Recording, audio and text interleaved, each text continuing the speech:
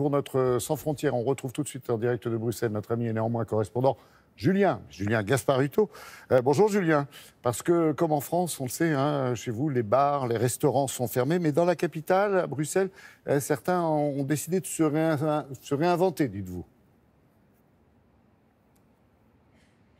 Oui, c'est tout à fait ça. Bonjour Laurent. Les bars ici, la Belgique est l'un des premiers pays en fait à avoir refermé ces bars. Ça remonte déjà au début du mois d'octobre. Cela fait donc un peu plus de 2 mois. C'est long et les aides qui ont été données par le gouvernement ne suffisent pas à combler le manque à gagner. Alors effectivement, certains bars ont décidé de se reconvertir et d'utiliser leurs locaux pour faire une nouvelle activité. Et puis d'autres, vous allez le voir, ont décidé de mettre leurs locaux à disposition des artistes qui, eux, ne peuvent plus monter sur scène. Et donc, c'est assez surprenant, ces artistes. Vous allez voir, ils font des petits spectacles improvisés à travers les vitrines des bars et des restaurants. Et du coup, ça interpelle les passants, ça provoque un peu de surprise, mais aussi un peu de bonheur. Regardez, c'est un reportage de Milan Berkmans et Sylvain Winans. Une forêt de sapins sur la terrasse, ce n'est pas vraiment ce que Rafi Barsamian avait imaginé il y a 1 an, quand il a ouvert son café. C'est peut-être pas plus physique que shaker un cocktail, parce que ça demande quand même un peu de travail. Depuis le 8 octobre, son bar est fermé et les aides mises en place par les autorités belges ne suffisent pas. Alors ce barman s'est reconverti en pépiniériste, une petite bulle d'oxygène pour tenter de limiter la casse. On couvre à peine le loyer, sachant qu'il y a toute une série d'autres coûts. Et puis l'emprunt aussi, qu'on doit rembourser chaque mois. Et les propriétaires ne font pas de cadeaux.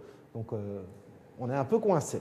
Donc les sapins, on sauve vaguement les meubles pour 1 mois. Dans le quartier, cette initiative ne passe pas inaperçue. Pour les riverains, cet achat, c'est aussi l'occasion de venir en aide aux commerçants qui souffrent le plus. Je trouve ça bien, plutôt que d'acheter en grande surface, acheter chez un petit commerçant. C'est l'occasion de pouvoir être un peu dans l'esprit de Noël, en achetant un sapin, en se faisant plaisir aux autres.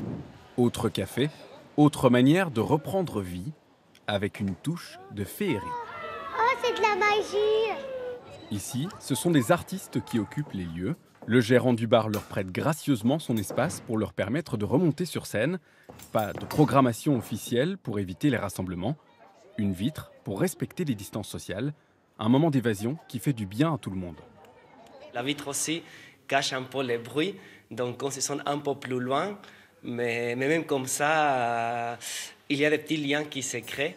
Ça redonne du baume au cœur de pouvoir venir, même ne fût-ce que réouvrir le café, avoir une activité, accueillir des gens, voir le sourire des gens à l'extérieur. Je crois que c'est la meilleure chose qui pouvait nous arriver pour le moment. D'ici la fin de l'année, d'autres cafés se prêteront au jeu. De quoi redonner le sourire à 2 secteurs qui font grise mine. Et alors, des nouvelles, Julien, ouverture dans quelques semaines?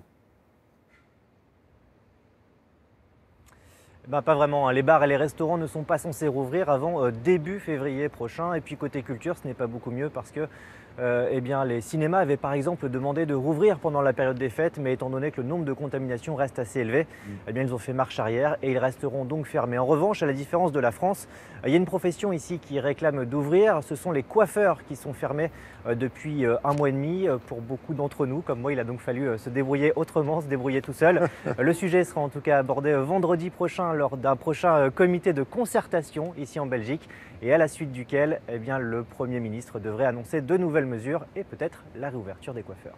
On se tient au courant. Merci beaucoup Julien et à bientôt évidemment.